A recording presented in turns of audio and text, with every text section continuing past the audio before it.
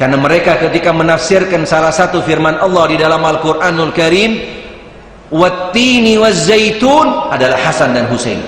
Riwayat yang lain mereka mengatakan adalah Muhammad dan Ali. Jadi kita kalau mau beli zaitun gitu kan, Muhammad 2 kilo, Ali 3 kilo. Atau mau beli Husain 2 kilo, yang Hasan 4 kilo.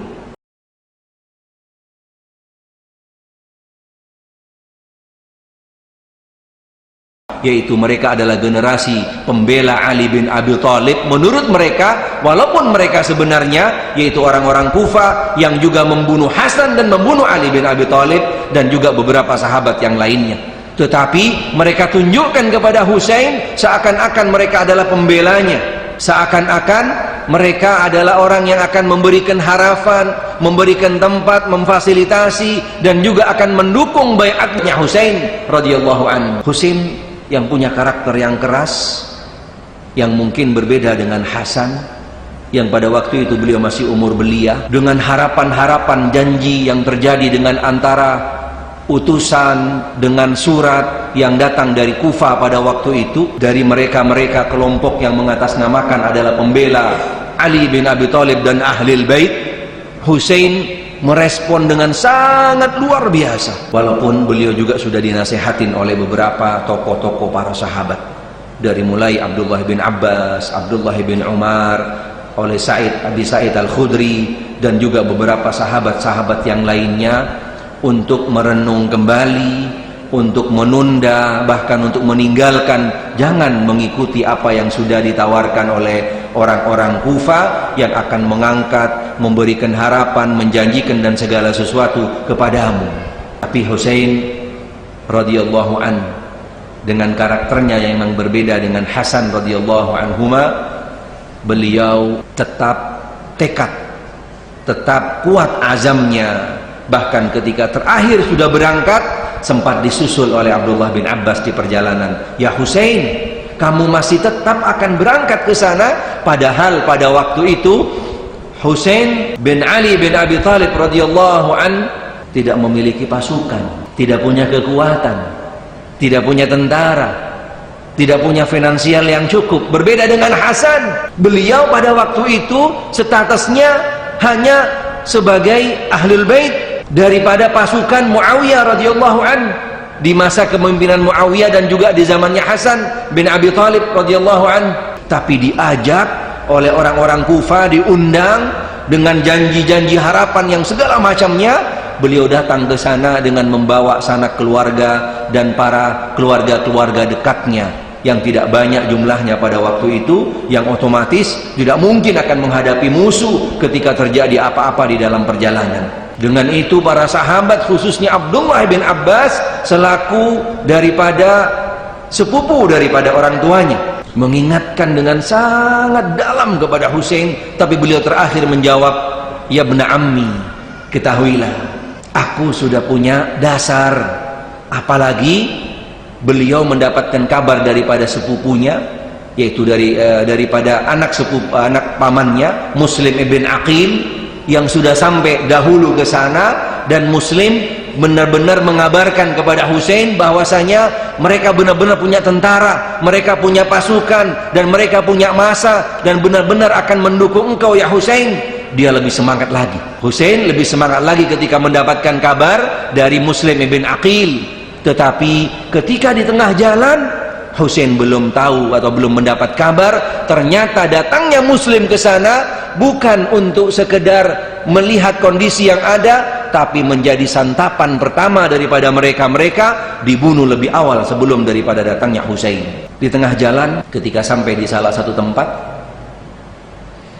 Husain sudah hampir mendekati daerah Kufah, berada di pinggiran Syam, Suriah dan Kufah, mencium aroma-aroma tidak enak. Sudah mulai ada sinyal-sinyal yang meragukan. Ketika di sana, langsung pasukan yang tadi itu, yang awalnya akan mendukung, menyambut dan akan mengangkat mereka, meninggalkan Husain jauh sekali.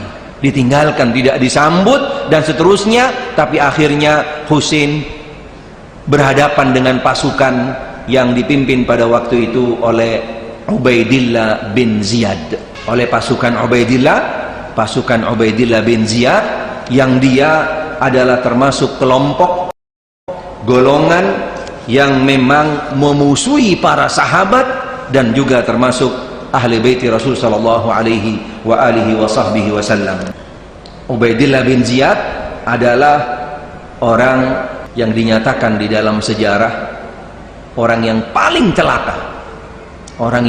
celaka, karena selain memusuhi dan juga banyak bertentangan dengan para sahabat, dan termasuk yang memerintahkan, bahkan yang sampai memotong lehernya Husain, yang pada waktu itu pasukannya dari pasukan Ubaidillah bin Ziyad dipimpin oleh Umar ibn Sa'ad pada waktu itu, berhadapan dengan pasukan yang sangat besar, yang luar biasa, yaitu Ubaidillah bin Ziyad. Husain sudah tidak bisa bergerak kemana-mana dengan keluarganya.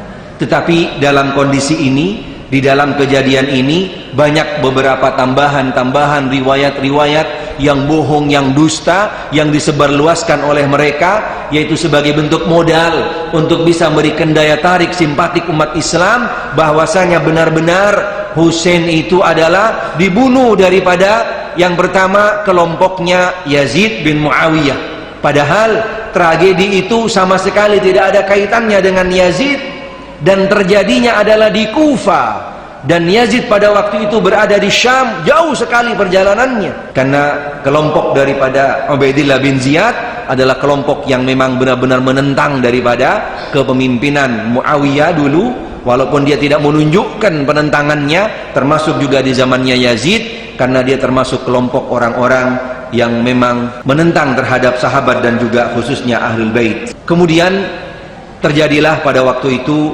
pembunuhan yang luar biasa terhadap Husain dan para keluarganya, walaupun di dalam riwayat dikatakan pada waktu itu ditawan istri-istri dan juga keluarga-keluarga Husain.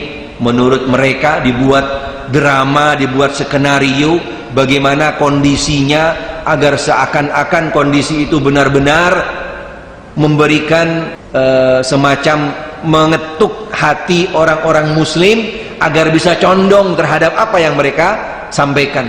Di antaranya mereka katakan bahwasanya para istri-istri Husain, keluarga-keluarga Husain yang perempuan, ditaikin tunggangan yaitu kuda, diputar keliling daerah tersebut dengan keadaan tidak berbusana, dengan tidak berbusana. Ini dusta yang mereka terangkan, yang mereka sampaikan, yang mereka sebarkan daripada kejadian ini. Intinya kejadian Karbala atau terjadinya tragedi Karbala, yaitu sampai wafatnya, meninggalnya Husain, yang dijelaskan oleh para ulama as-sunnah khususnya, yaitu dengan kejadian yang tidak jauh berbeda seperti yang kami ceritakan tadi, yaitu yang pada akhirnya Husain terbunuh, bahkan sampai benar diriwayatkan kepala Husain dipotong, dan pada akhirnya kepala beliau itu dibawa ke Ubaidillah bin Ziyad. Dipotong benar kalau dipotongnya. Dipotong, kemudian ketika sampai di Ubaidillah bin Ziyad, kepala tadi diletakkan di atas nampan seperti tempat yang besar, kemudian kepala itu ditusuk-tusuk dengan pisau dan juga dengan pedang. Dari mulai matanya, giginya, lehernya, dari semua sisi kepalanya, daripada kepala Husain yang ditusuk oleh Ubaidillah bin Ziyad. Paling tidak kita bisa memahami fakta realita yang terjadi. Intinya adalah tidak ada sama sekali keterlibatan daripada orang-orang Syam yang pada waktu itu dipimpin oleh Yazid, dan juga daripada orang-orang yang namanya sahabat Rasul sallallahu alaihi wasallam, baik dari para sahabat-sahabat yang sudah senior dan juga siapapun daripada sahabat, satu pun tidak ada yang terlibat dan ikut andil di dalam terbunuhnya Husain radhiyallahu an. Karena semuanya adalah yang pertama, awalnya cikal bakalnya yaitu takdir Allah subhanahu wa ta'ala.